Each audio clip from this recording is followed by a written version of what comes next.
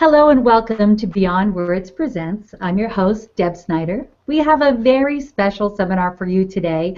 We have the author of Why Worry, Kathryn Tristan, on with us today, and she's going to talk to us about things that will give us techniques that will help us cope with our everyday stresses and struggles.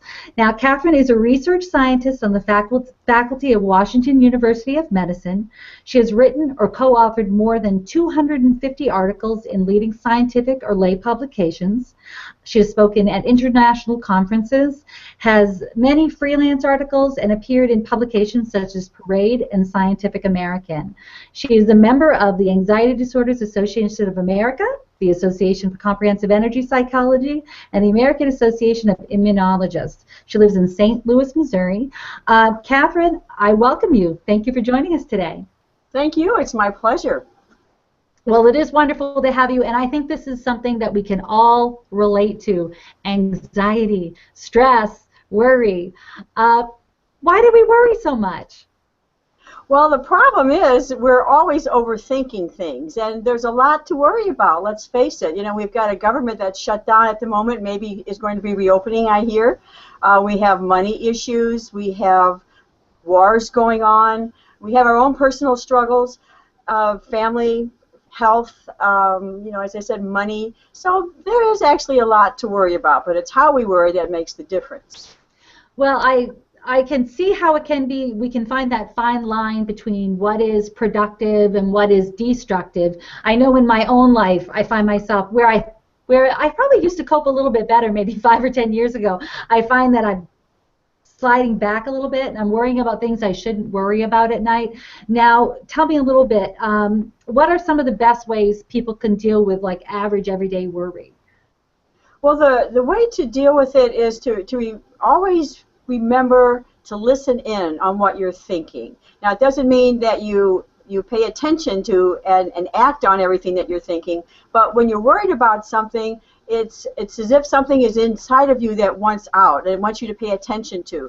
The problem is we have to learn to be proactive in our worries, and when you worry, you want to try to be proactive and create solutions and not just have that looping kind of worry, the kind that you're going over and over, really without coming to any conclusion. And there are some problems that we're not going to be able to get conclusions for, but how we want to think about them and to realize that we can react in a better way even when we have difficult situations. Those are the kind of things you want to keep in mind about the way that you worry. You know, if you are, for instance, you're overeating or you're undereating, maybe you're getting crabby or you're getting anxiety attacks, those show that you're really not worrying the best way, that you're caving into something that I call is terribilizing, or you're creating catastrophes instead of really balancing your worries.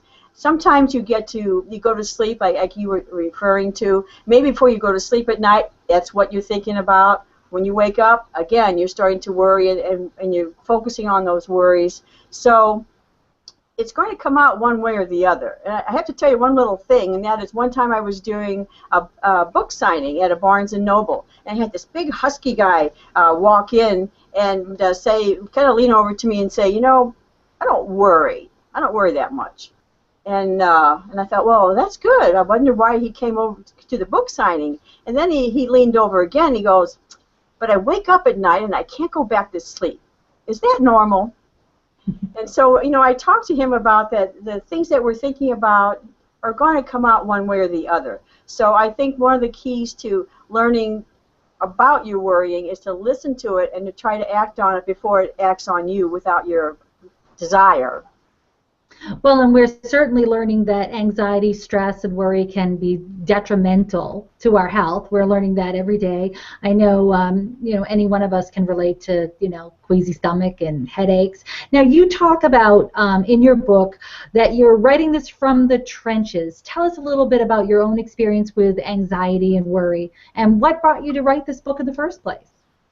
Yeah, that's a good question because, when I talk about this, I'm not doing it as an academic. I mean, I'm a research scientist, as you said. I work at a very left-brain institution.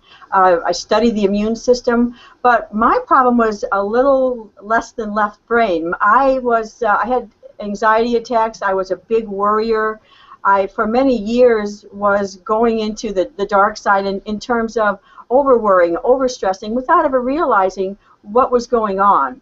It's almost as if I was like a secret agent, where instead of all the fun of the secret agent, the secret that I had was that I was having anxiety and panic attacks. And, you know, a lot of times when we have worries or we have anxieties to that extent, we're ashamed of it. And I was. I felt, here I am in this great institution. Everyone else seems so normal. Guess what? They're not. But, you know, everybody struggles with things. But I thought I was the only one. So after many years of struggling, and I read all the science articles, you know, I went into therapy for a bit, and what I found was that the key to getting over this was really already inside of me, that you have to work from the inside out to make changes in your own life. You know, I took what I got from therapy about the idea of, you know, cognitive behavioral therapy, great idea about it, that your mind and how you're thinking about things it makes a great deal of significance in your life. But what I found was that I had to change myself. And so what I developed was a way to think about things differently, a way to react differently, but to pay attention to my worries. But, you know, as I said, it took a while to get over that, but I swore that if I ever did, I would write a book to help others and put everything I could possibly think of, because it's a very difficult problem to have anxiety and excessive worrying. And I really understand that on a personal level, and that's what I wanted to try to help others deal with it a little bit better. Now, I think we referred a little bit to the fact that you had anxiety attacks, and a lot of people throw that around loosely, but I think many of our viewers, and I know myself, might not really be able to identify something being an anxiety attack. Tell us, what is an anxiety attack? What would we experience if we were having something like that? Yeah, that's another good question, because the thing is, you don't really have to ever ask yourself about that, because what you find out is that, for instance, what happened to me is I would be just sort of in an anxious state, and then something else would happen. My heart would begin to beat strongly, and I'd become short of breath, and I felt like I was in danger, but maybe I was just sitting in my room watching TV, or maybe I was eating. But when you have excessive worry or excessive anxiety, it's always in the background, and suddenly you pay attention to things that bother you, and suddenly you start to focus on your body, and that becomes a worry. And if you're in the setting of enough worry, that can pop right into a panic attack. It's almost as if you've got a balloon that you're blowing up little by little, and unless you're letting out some of that stress and worry, that balloon can just pop, and that's sort of what I consider a panic attack. Or, you know, you can take that balloon and you can release it, it's just going to fly away. That's when your emotions are out of control. Or you can take that balloon that's filled and kind of pull the opening of it, and it gets whiny and squeaky, and that's when you get crabby and annoying, actually, in that way. So for me, it had physical symptoms, and I also started avoiding things. My number one way to handle this was avoidance. If it bothered me, I tried not to do it. Guess what? That didn't work. It made it worse. And as you start to avoid things, what you're telling yourself is, there's something that I need to avoid here. So your mind is saying, what else do you need to avoid? If you're avoiding that, let me help you with this. And so I've got more and more things that bothered me. So it ended up restricting me to the extent that I did not leave the St. Louis area for more than 20 years, because I was afraid of having one of these panic attacks or these overwhelming senses of fear, and that I couldn't handle it. Because what we really fear is that we're not going to be able to handle it. So, you know, as I said, I went from not leaving St. Louis. It's a great city, but it's nice to get outside the hometown too. But I went from doing that to, you know, taking risks little by little, challenging myself, and I ended up being able to go all over the world now and talk about this problem. But it takes some time and effort, and also the willingness to take a risk to get over it. That's important too.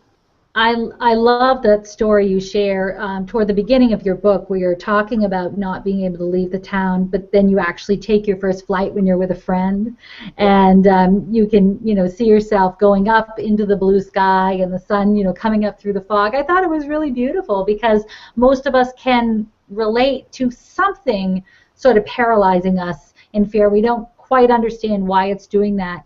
I myself, and anyone who knows me knows, I'm a tremendous animal lover. And in the town in which I live, we sometimes have a bit of a feral cat trouble. So, we work hard to try to help that.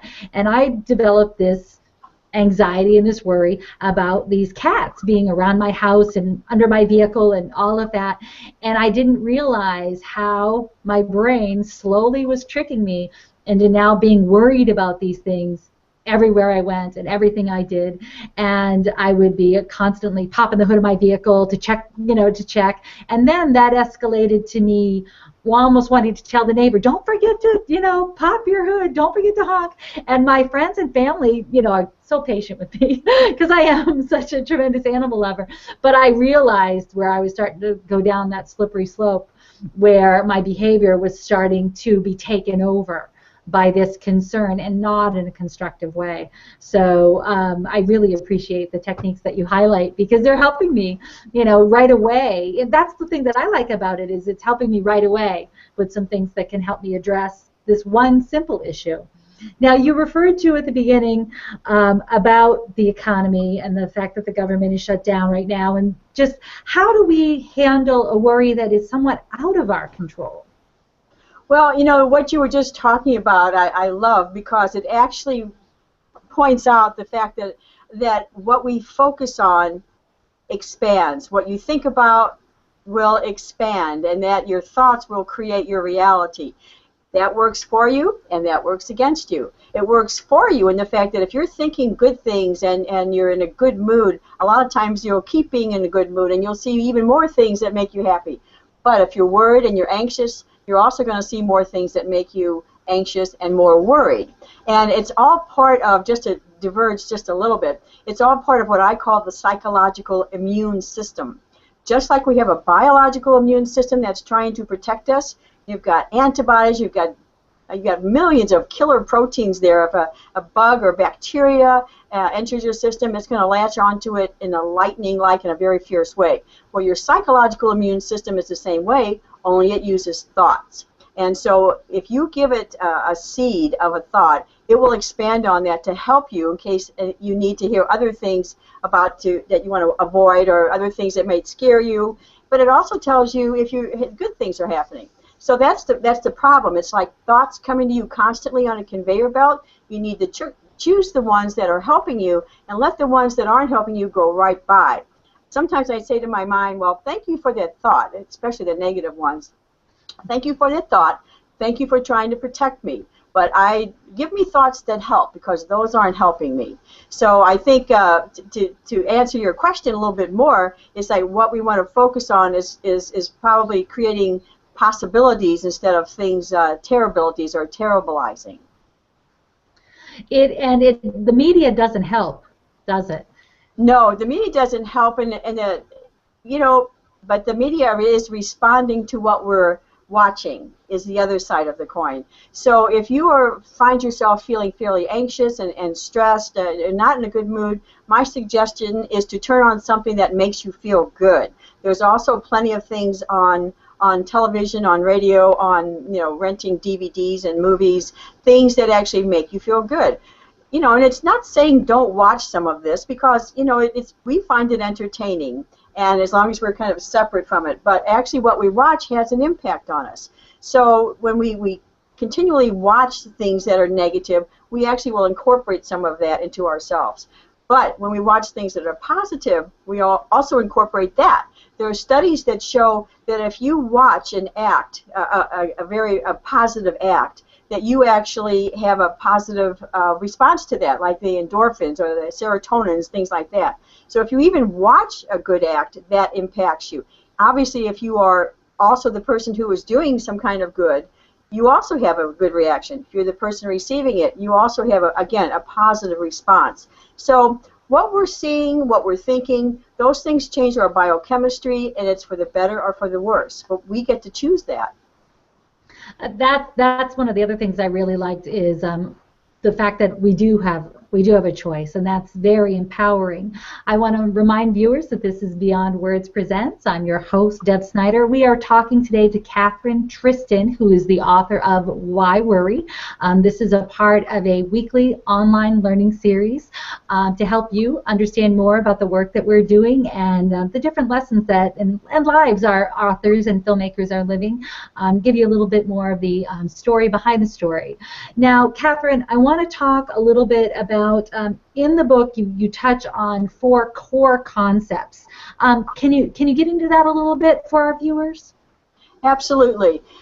What I do every day is science. I do research, and it's a very complex thing. But one of the things that I really love doing is making things simple. Cut to the chase. How can I simplify that experiment, or how can I teach it? I do a lot of teaching as well. How can I explain it in a simple way? So I have lots of years of doing that. Once I got over the anxiety that was holding me back and shackling me to St. Louis, I just decided that I would try to think about this and how actually did I get better. And when I did that, I realized that I worked from the inside out. And I found that I could make it simple to describe this by saying that you're working from your inner core. You're changing from your inner core. But the C is an acronym, and it stands for, the C in core stands for choice. And one of the first things that you can start doing to have a better, happier life and less worried life is to realize you are making a choice in how you are thinking, how you are feeling, how you are reacting. Take that responsibility and say, I choose to change.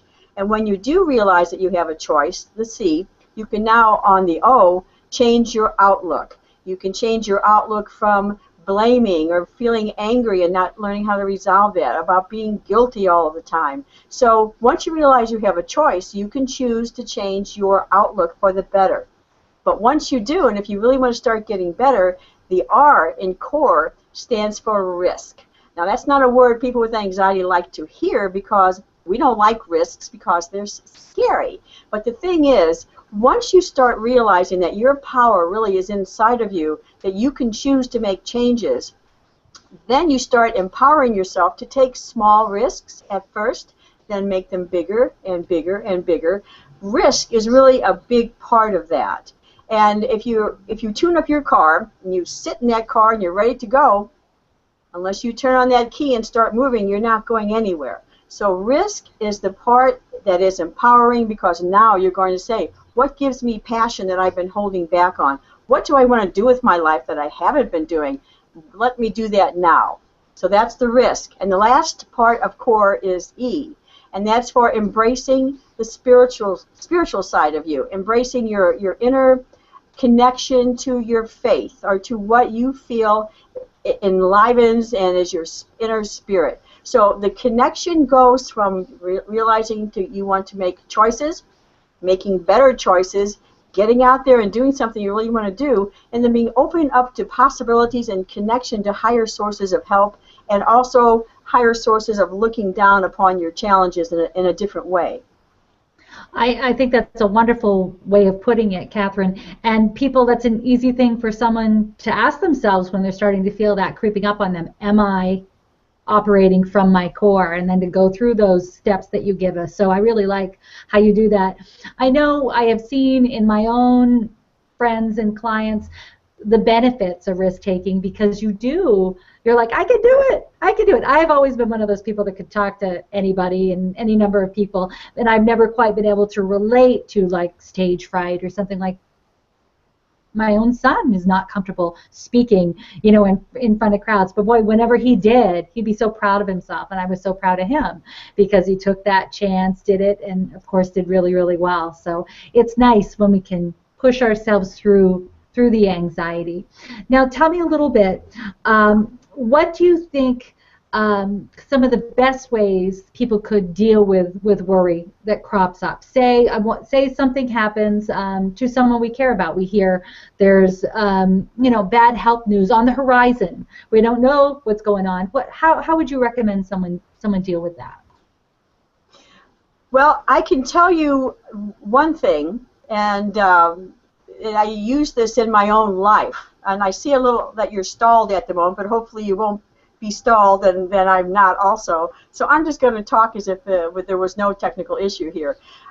In my own life, I was able to apply this very same thing. And that is because at one point I needed, I went to the doctor and thought that, I have a normal checkup, but apparently there wasn't a normal checkup. And the doctor told me that I might need to have surgery, that it might be a tumor. So I immediately, of course, started worrying about this. And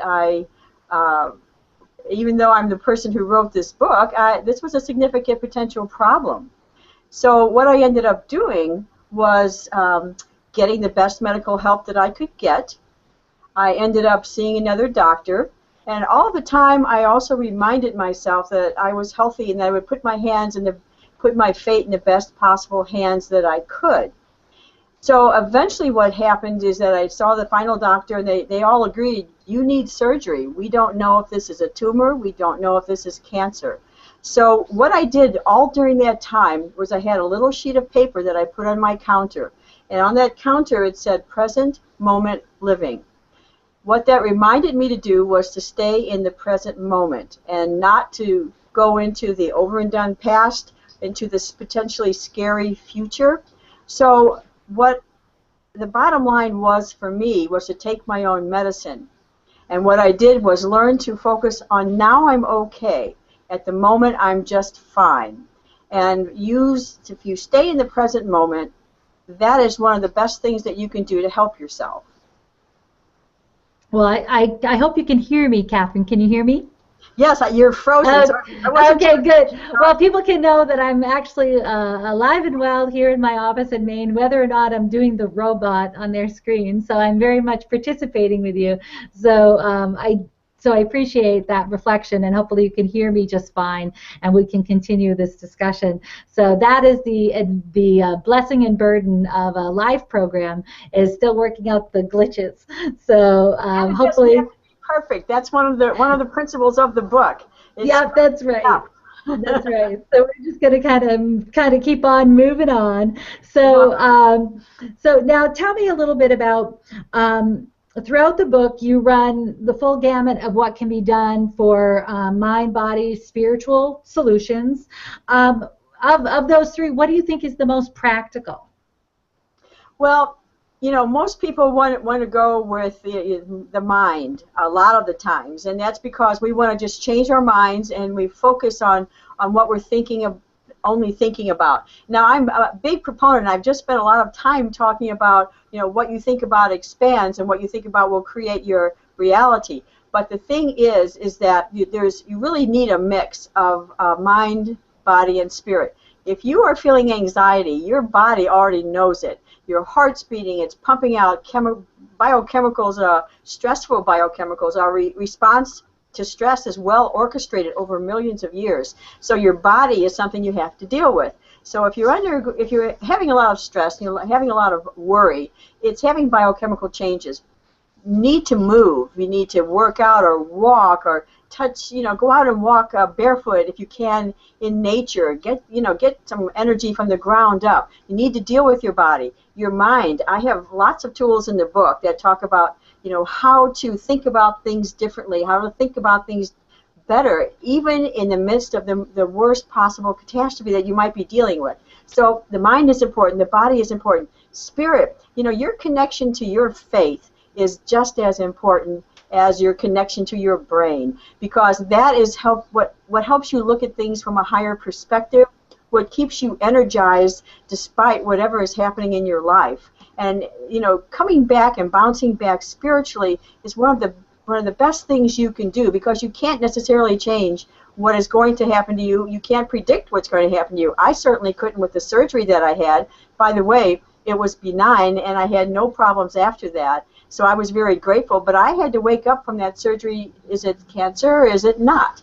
And I put my faith into taking care of my body, but taking care of how I thought, and also my connection to spirit. So I honestly have to just say, they're all three were integrated, mind, body, spirit.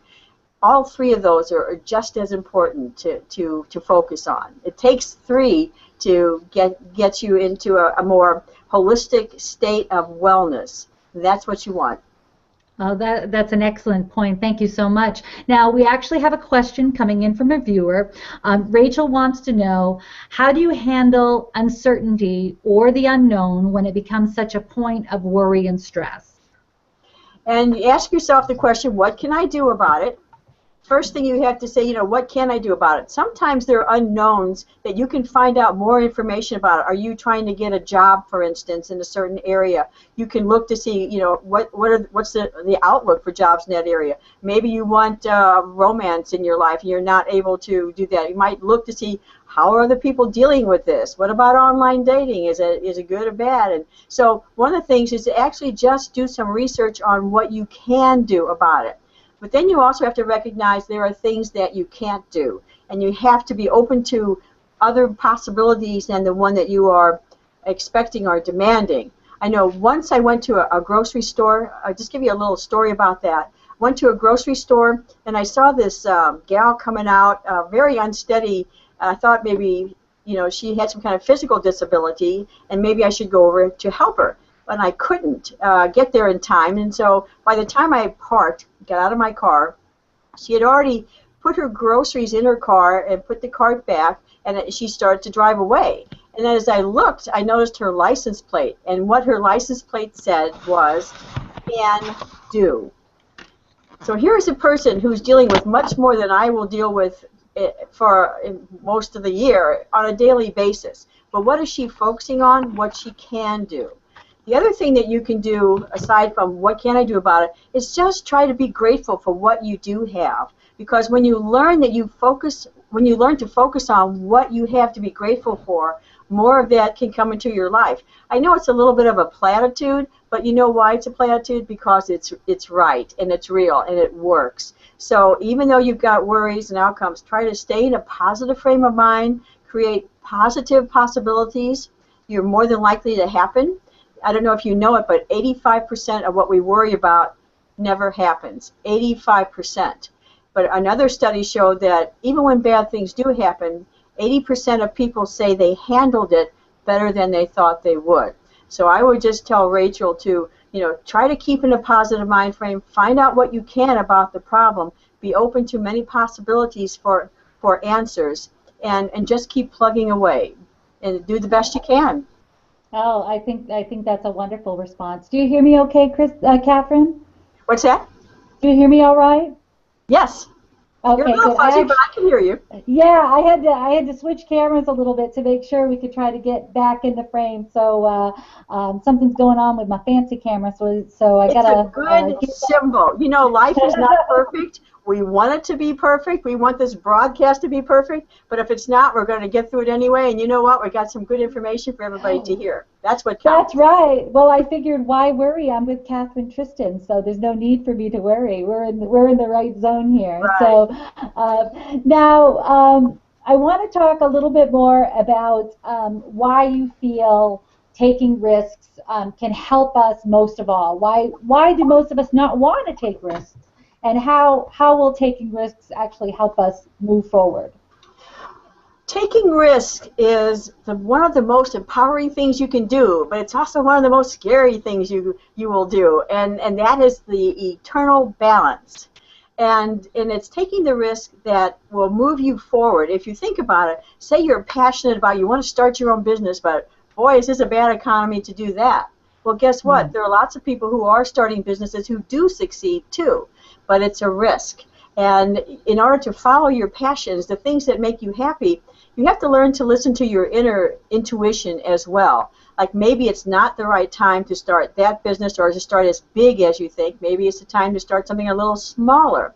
Maybe it's the time to do something entirely different because you've got a job, and not some people are losing their jobs. Maybe you want to stick it, but maybe you do not want to be an accountant. Maybe you want to be an artist. So learning to take a risk is something that you have to weigh and you have to measure. But the thing is there's a little quiz that I'll give you, and then I'll explain why. And it's a little story. It's like there are 3 frogs sitting on a log. One frog decides to jump off. How many frogs are on the log? The answer is 3 frogs.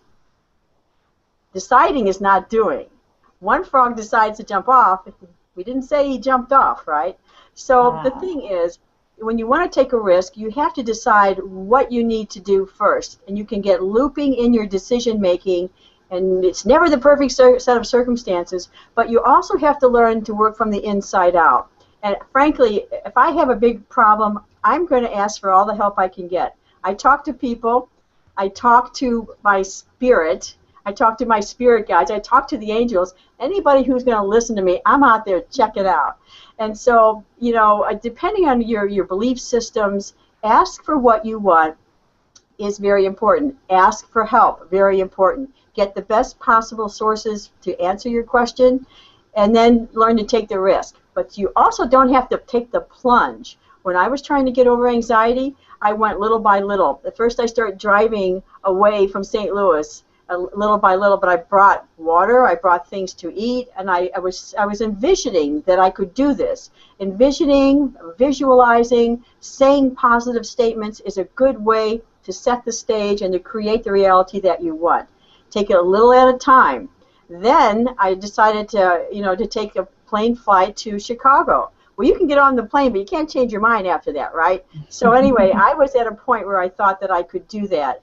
And I did it. And what I found was I was not scared at all. I thought I would be petrified and I would just have to white knuckle through it. But I wasn't. I had done the prep work, but I took the risk that I would be okay. Or if I felt anxiety, I would manage it. That's important too. And instead of feeling anxiety issues, I was thrilled. I couldn't believe I wasn't scared. So when you take a risk, if you do the foundational work, see it, visualize it, anything you can say, write it down, I'm going to do this. Be open to the possibilities of it working out a little differently. Don't be a perfectionist about it, but take measured risk into accomplishing what you want. And once you do, the thrill that you feel after taking a risk and succeeding is really wonderful. If you take a risk and don't succeed, you get to work on resilience and that bounce back factor. So you have to cut yourself some slack too. But that's why taking a risk is so important. I think that's a wonderful response, and it's nice technique for us to learn, in a sense, how to be our own best friend and to be our own advocate in some of these things, because I know that's one of the techniques that I often use for myself is when I'm doubting myself so much, I wouldn't say that to a friend. I wouldn't say, oh, you're not going to be able to do that, and you're going to be horrible at that, and that wouldn't work out. So why would I say that to myself? So I've learned a little bit over the years to kind of step outside a little bit and try to look at myself and look at the situation slightly, I always say, detached from above, so the best possible vantage point to give the situation the benefit of the doubt. So now, in one of your chapters, you mentioned the Japanese philosophy, and I want to say this right. Is it wabi sabi? And yes. And how wasabi. What's that? It's not wasabi. Not wasabi. No, it's wabi sabi. And how do you apply that in improving our lives? Explain a little bit about that. Well, one of the worry triggers, the anxiety triggers, the stress triggers is perfectionism.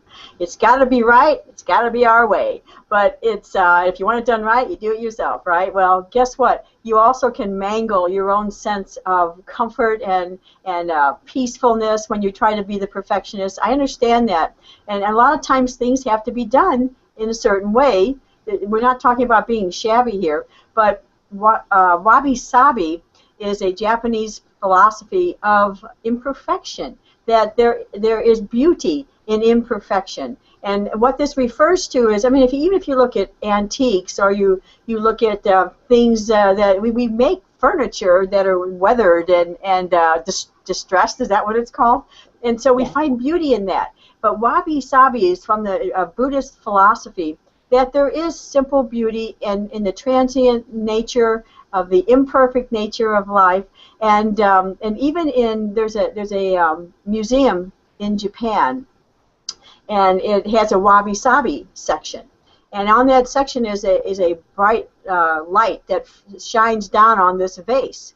It shines down right on the crack in the middle of the vase, And this is an ancient vase, and it's trying to teach us to still enjoy the imperfect nature of our lives. That even perfectionism, to me, perfectionism is highly overrated.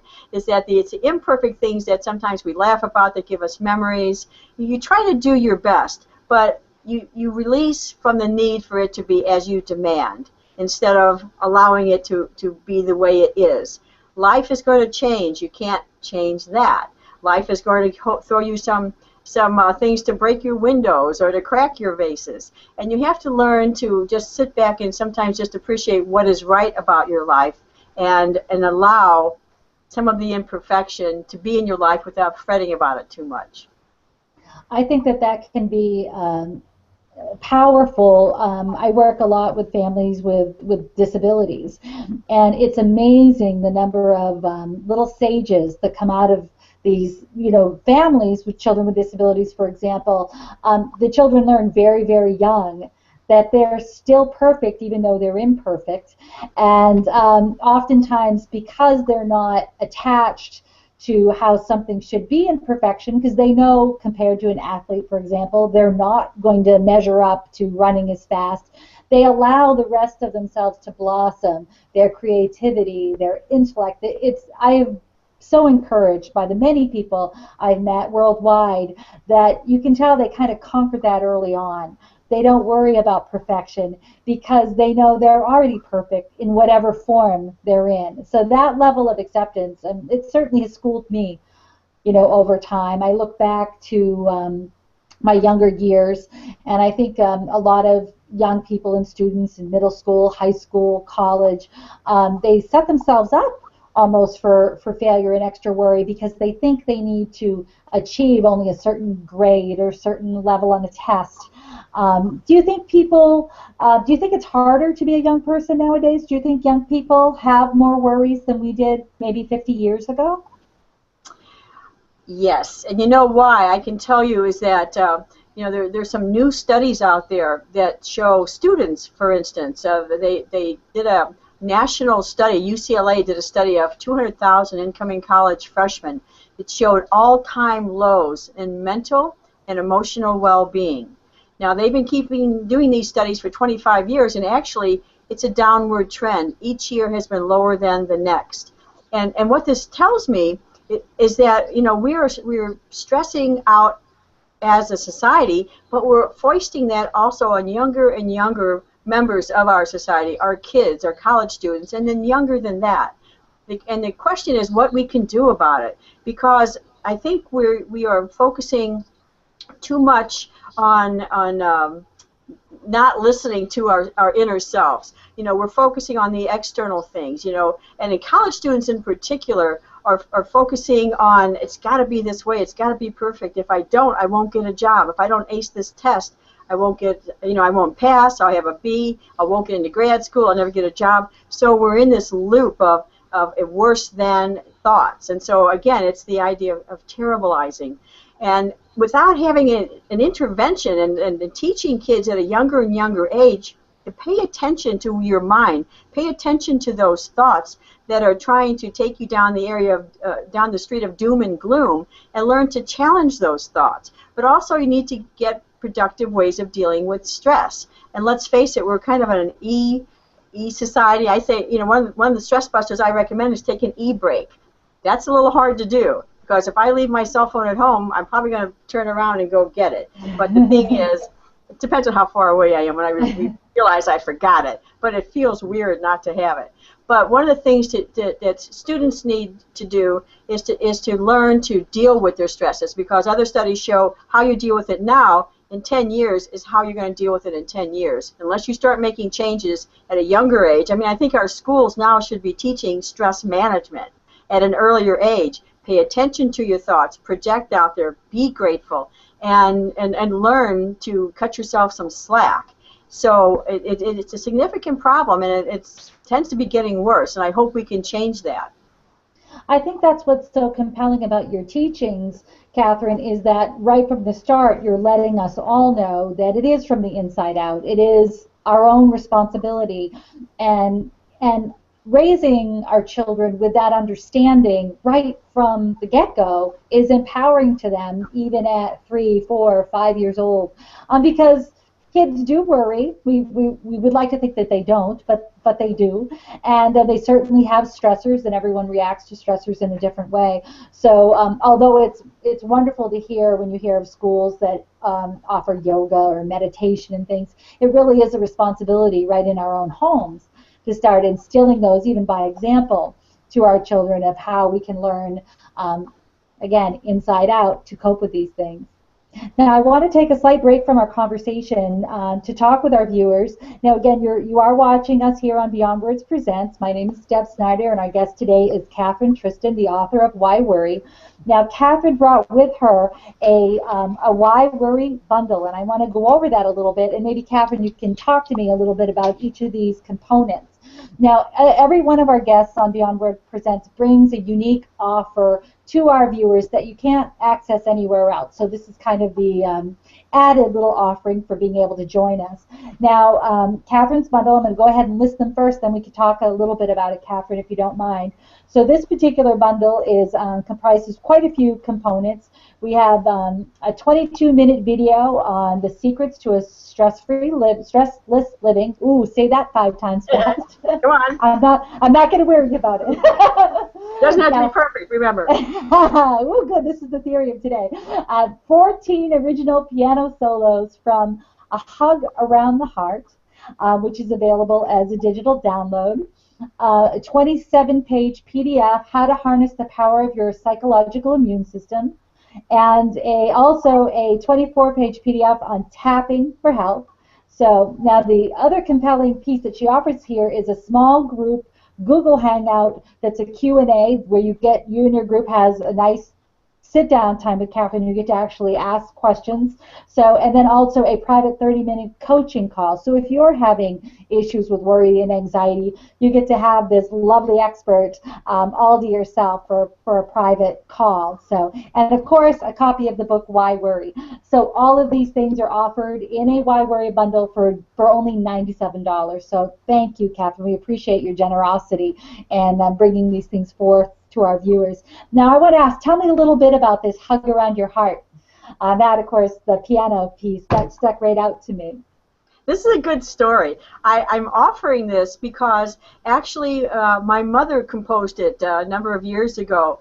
She retired and was attending angel seminars. Angel seminars were bigger then. I mean, I think they should be big now because I need all the help I can get, and I certainly approach the angels often. Anyway, my mother went to these and she started doing angel meditations.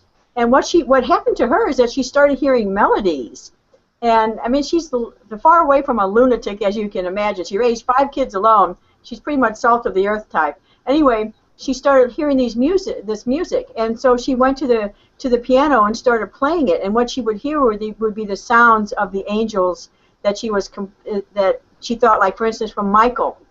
She has a song in there from Michael. She has a song in there from Zadkiel, which is the name of archangels. And so anyway, she composed this, and she eventually felt that she was meant to record this. And at the age of 70 years old, she's out here marketing and playing the piano, and on a baby grand piano, she records this at a studio, and she's got it getting it sold different parts of the world. This is about 15, 20 years ago, and it was this music has been amazing. She's gotten letters from people who said they were on the brink of suicide, and they would hear this music, happened to be in a little store, a gift shop, and they decided not to, and they got the music. And so A Hug Around the Heart, think about that. What a perfect name for a type of angel music, or music inspired by the angels. And so I decided I wanted to try to include this in the package because this just makes you feel good. And honestly, if I have a bad day, I'm going to stick that CD right into my player in the car,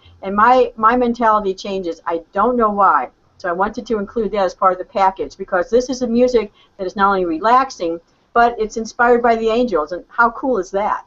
Oh, that's totally cool. That's right up my alley now. What a great story. It actually, as I'm like reading this off the list to make sure I get everything properly, like jumped right out at me. So the energy of it, Yeah, that energy of it it is just will. like lifting out at me. It will So change. Yeah. I just want to remind everyone that this is actually $99.95 for the bundle, 70% off the retail price if you were to total all the values of these things together. So it's all of these different items for just $99.95. Again, a savings of 70%. Thanks to Kathryn Tristan.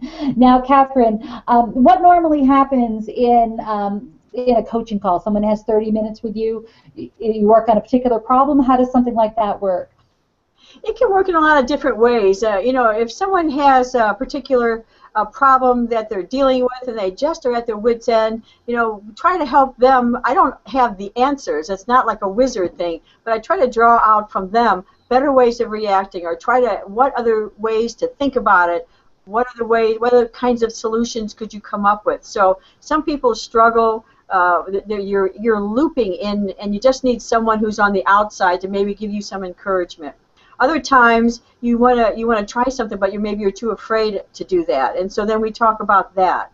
And other times maybe you have anxiety and panic attacks, and I usually suggest see a licensed therapist to get the help, the professional help that you need. And I'm happy to coach you through it as a person who's been through anxiety, worry, and lots of stress. And so the coaching calls can take a lot of different turns and twists, but the main thing is to try to get in there, make some changes, see things a little differently, the ways that you hadn't thought about before that maybe I can help facilitate. Well, I think that's good for people to know that it is something that is individualized. You're not just going to basically recite your philosophy on worry to them, in 30 minutes where they're not going to engage with you. So I think that's important to know. And folks, our viewers just need to go ahead to the website, www.beyondword.com/Tristan, that's Tristan, and you'll be able to see the details of the information of what's included in this bundle package, and certainly how to just add it right to the cart right there. So again, that's www.beyondword.com/Tristan, I got to say forward slash, or I'll be in trouble. I'd have to look it up. Yeah, exactly. I'm always like, okay, what's forward, what's back? But a wonderful offering, and we appreciate you bringing that forward to our viewers, Kathryn. Now, you talk about, in your book, you offer a list of resources of different types of therapy. What are your feelings about medication and talk therapy to treat worry and anxiety? Because certainly, sad to say, as a holistic practitioner, I can say, it often troubles me the amount of medication that our society is on.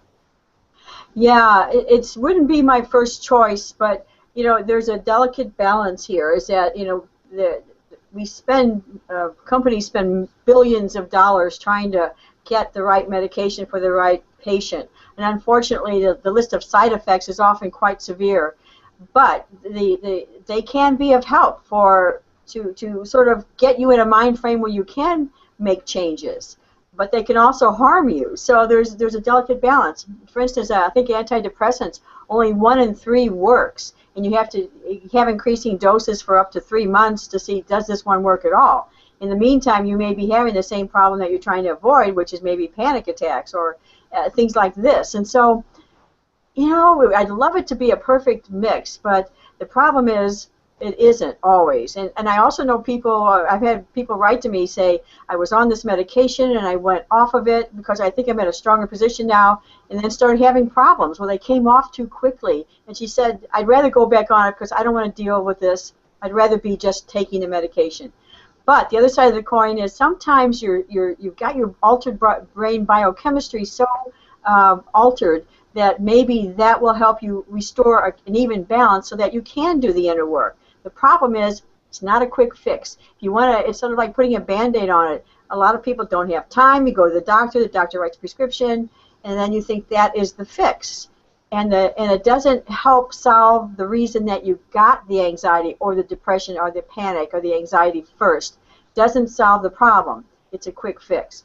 And therapy can be wonderful. I did go through some times in therapy, and it did help me see things differently, challenge my thoughts, learn to take risks, but it never really did it completely for me. And I know lots of people that go in they are helped, but it doesn't get them over it. I know other people who do try it and do get over it. So it's always a mix. But yeah, I think that what you need to do is really work on yourself.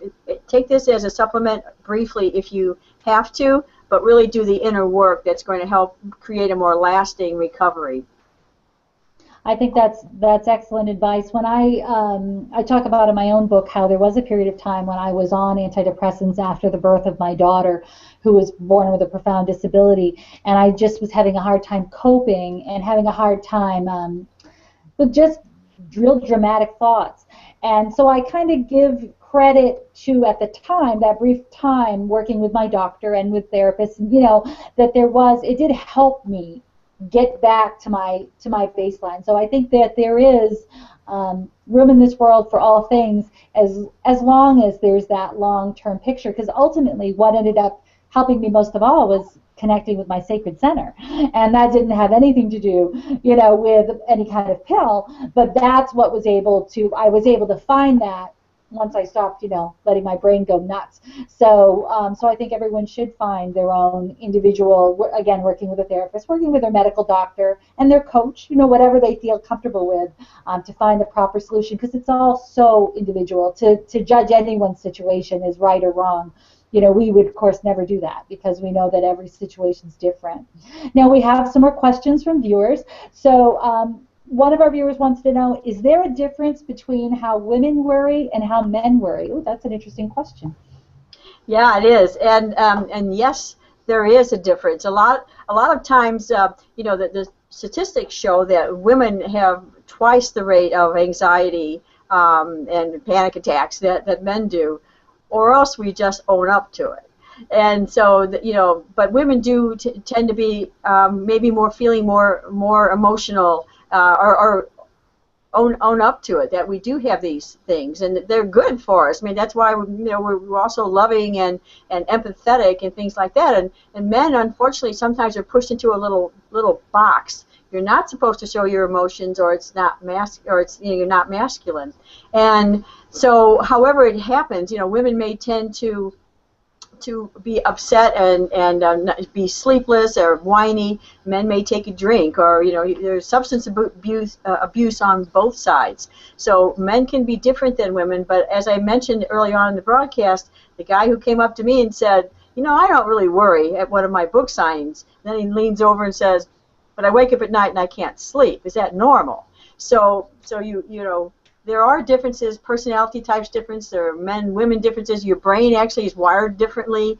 I often wanted to believe that's not true, but actually there are some significant differences that way too. Doesn't mean that you can't do something that a man can't do, or a man can't do something a woman can't do, but there tend to be some differences. I totally believe you on that, because I studied gender differences in communication in my undergrad days, and as an empowered woman, you'd like you said, think, oh, I can do anything. He can do better. That old adage. But there are differences, and of course, why shouldn't they? Why shouldn't we be afraid of those differences? Now, that viewer goes on to ask, because of these differences, is there anything spouses can do to support one another and maybe understand each other, how they're dealing with it differently?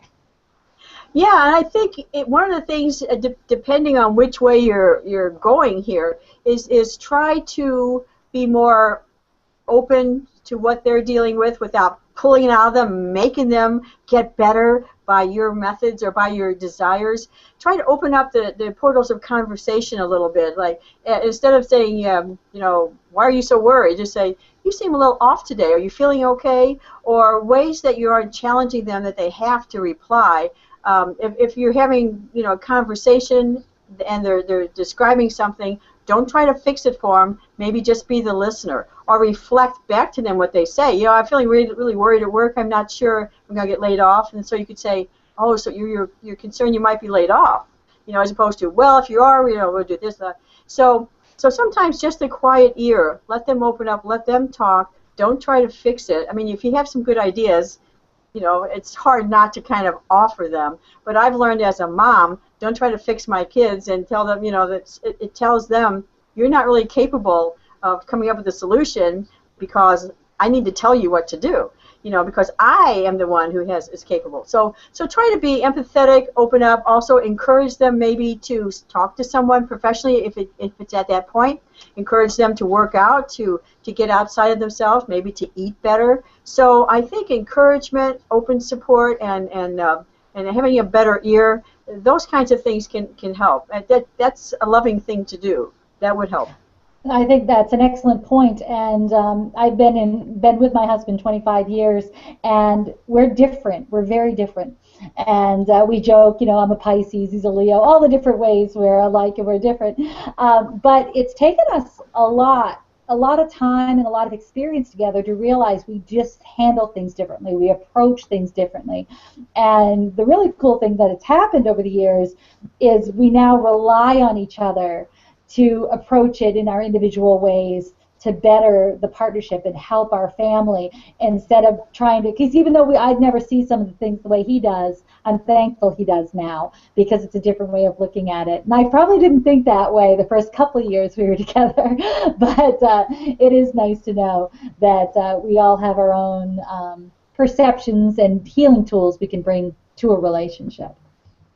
So that's right. now, It have to be one way. What works for one may work for him. That's not going to work for you if you try to do the same thing. But you have to realize there are differences, and it actually does tend to work out, one way or the other. And sometimes what you learn is don't do it that way. That is something that you learn, like as an experiment, as I mentioned pre-air, that I do experiments every day, and sometimes what the experiment tells me, don't do it that way. It's not going to work. So, but that gives me input, and instead of judging it as good or bad, I just say input.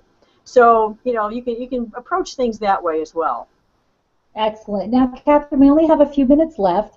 What do you want to leave our viewers with today? What one piece of advice or what component about your work do you think would be most beneficial to people to take home with them today? What I would like people to do, you learn it yourself and then pass it on to your kids if you have kids. If you're a kid, pass it on to your parents. If you're grandparents, pass it on. Keep passing it on. But what's really going to help reduce the stress and the anxiety and worry in your life is to learn to hear your thoughts, but learn to disagree. Learn which ones to pick and choose and which ones to let go by.